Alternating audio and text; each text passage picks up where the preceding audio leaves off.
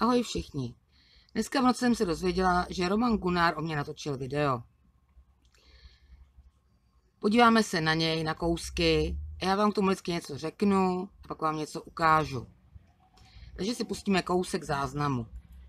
A hlavně tady ta paní Špoulová tady nemůže prostě ty Janě Peterkový přijít na jméno. Ona jí nemůže přijít na jméno. Přitom tady ta paní Peterková, jestli jste si všimla, ona nedělá žádný videa proti Špoulový, nedělá videa proti Jirkovi, jo, a o Jirkovi se bavit nechci. Jirka svým smyslem docela normální člověk z té skupiny. Jak už jsem jednou řekl, to, co má Jirka v hlavě, to tam 50 lidí nemá dohromady, to, co má Jirka v hlavě. Jo. Ten Jirka vůbec není blázen, on akorát... Slyšeli jsme, že Jana nenatáčí žádná videa proti mně, ani proti Jirkovi. Tak se zase můžeme na něco podívat. Skupinu, kterou založila Monika Špoulová, neúspěšná herečka, která si asi nenávistí ke mně léčí nějaké své mindráky z toho, že neprorazila v showbiznisu ve své herecké kariéře, se jí to nepovedlo, což mě nesmírně mrzí. Podíváme se na další záznam. Teď tedy samozřejmě už víme, že Horváth bude mít zřejmě ve spolupráci s Pacholíkem a se Špoulovou nějaké krytí, protože přestože my maminky jsme všechno oznámili už v úterý na policii. Ano. A další video. Takže nikoho nezajímá, mám z toho jenom problémy. Dneska mi přišly 2 obsílky, které na mě poslala skupina Komentujeme videa Jany Peterkové. Jedna, kde mě udali na sociálku, kam napsali, že si nestarám o děti, protože jim k tomu posloužil lži pana Horváta, který někde naprosto lhal. Teď to pan Roman Gunnar přiznal, že to byl soubor lží, všechno, co on mě řekl, byl soubor lží. Já jsem to video nasdílela, přesto vlastně já teď budu vyšetřovaná na sociálce.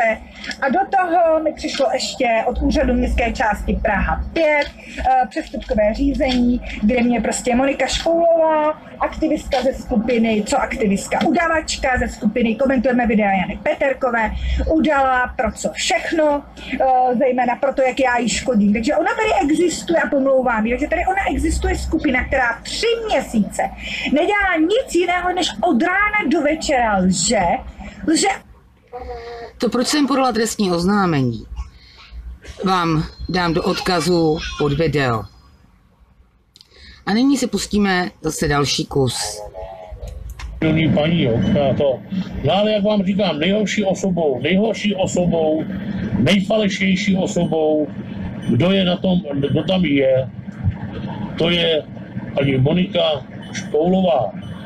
Včera večer jsem si s ní psal asi hodinu, kde jsem mi vysvětloval, že já s nima nechci nic mít společného, že já s nima žádný války nechci mít, kde jsem mi slušně požádal, aby jako správce té skupiny vymazala veškeré moje zesměšňující fotky a fotky moje přítelkyně, aby se o mě přestali zajímat, že já se nebudu zajímat o ně. Jo. A ona mi na to napsala, že to nemůže, že to je jejich zásada, že oni nic mazat nebudou, jo. Prostě nervomoci prostě tam chtějí udržet ty fotky, prostě zuby nechci je tam prostě chtějí držet a chtějí se na těch fotkách nesmyslně bavit. Tak jsem mi potom řekl, že pokud ona bude dělat tady tohle, takže i já tohle umím, že udělám zesměšňující plakáty, jako reklamní plakáty zesměšňující udělám na ní, udělám to na její dceru, jo, a tak dále. Dcera bydlí v Kolíně, takže to odnesu do toho bydliště, tam to rozdám do sránek jako prostě reklamní letáček, u ní to udělám taky a jenom to udělám z toho hlediska, jak ona se bude cítit. A hlavně, jak se budou cítit její děti, jo? Její děti nebo vnoučata, že uvidí nějaký nesmyšlující plakát a na nich bude maminka nebo babička, jo? Tak jsem mi tohle napsal, jo? Ona okamžitě opovala a napsala mi, že je to trestný čin, jo? Takže někoho zesměšňovat. Takže slyšeli jsme toho hodně. A teď se podívejme teda skutečně na tu konverzaci.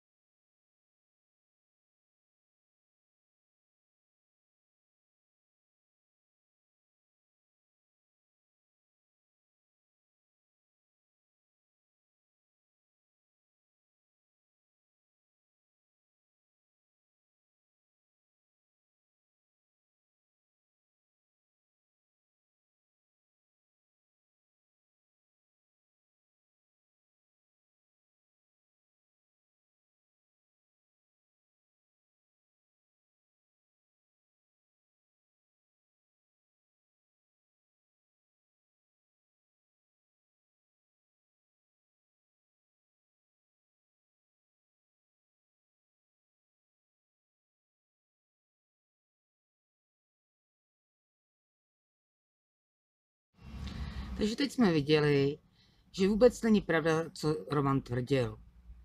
To, že je něco trestné, jsem ho upozorňovala na to, že vylepování plakátů bez povolení je trestné. No a teď si pustíme kousek dál. Jenomže já nejsem takový prase, jako jsou oni, a nesnížím se na nějakou úroveň, abych prostě šel a zesměšňoval její cenu. Jo? Nesnížím, protože to mám v hlavě v pořádku a vím, jak by se asi její cena cítila. Rozumíte? No a na to, teď poslouchejte. Tak, teď jsme slyšeli, že by se k tomu nesnížil. Budete se divit, co jsem dostala ráno za zprávu a jakou fotku jsem ráno dostala.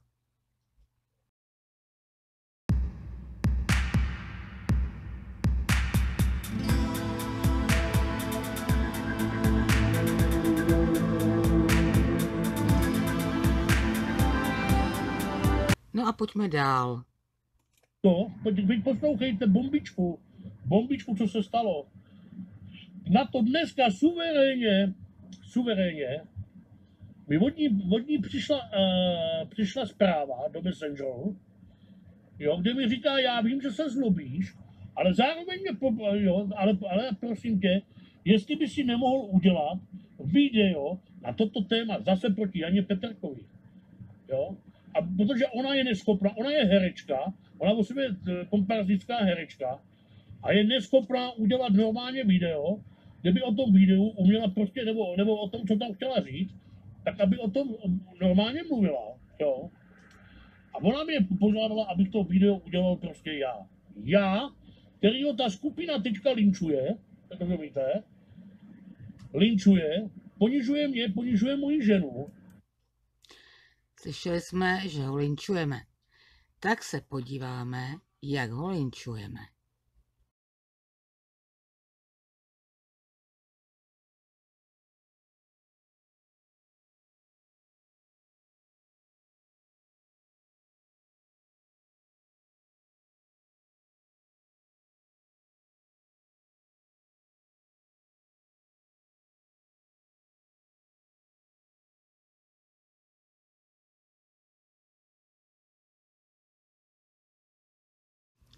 Takže jsme viděli fotky, kde teda tvrdí, že ho linčujeme.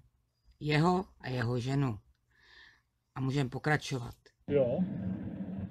Rozumíte? Tam oni píšou nesmysly. Protože starají se o sex a o všechno, jo. A já bych měl dělat video, jo, proti Janě Peterkovi, rozumíte? Která absolutně nic nedělá, jo, nedělá nic. Nikoho nepomlouvá, nikoho nešpiní, rozumíte? A já bych měl udělat proti ní video a podpořit tady tu křivou ženskou. Tady toho křiváka, tuhle falešnou ženskou. Tak, to jsme slyšeli a podíváme se tedy, co jsem mu tedy poslala. Ale v jeho videu a pak vám to ukážu, co jsem skutečně poslala. Takže zde vidíme, co jsem mu poslala.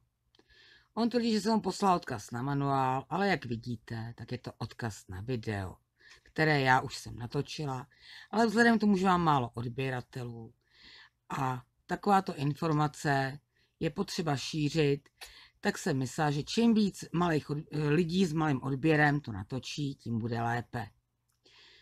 Proto jsem ho oslovila.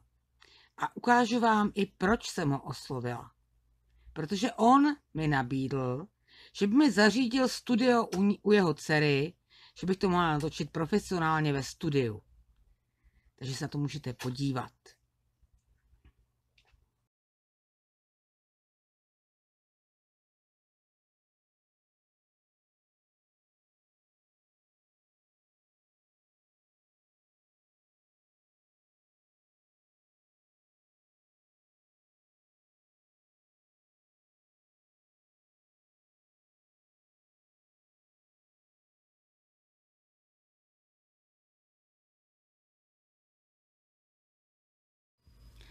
No a na závěr bych vám měla říct, proč vlastně ty fotografie, o které jde, vznikly. Někteří naši členové byli uraženi Romanem, protože jim sprostě nadával a udělal i takové určité fotomontáže a na to konto oni udělali své fotomontáže. Tak se podívejme na ty fotomontáže, které udělal Roman.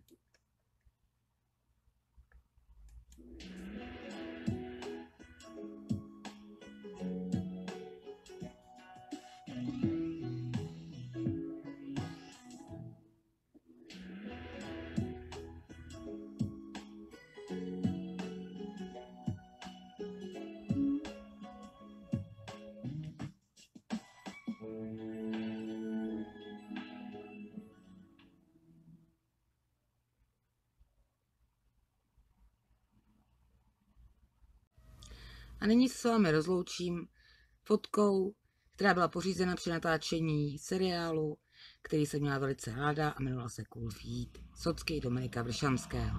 Takže se mějte hezky a ahoj.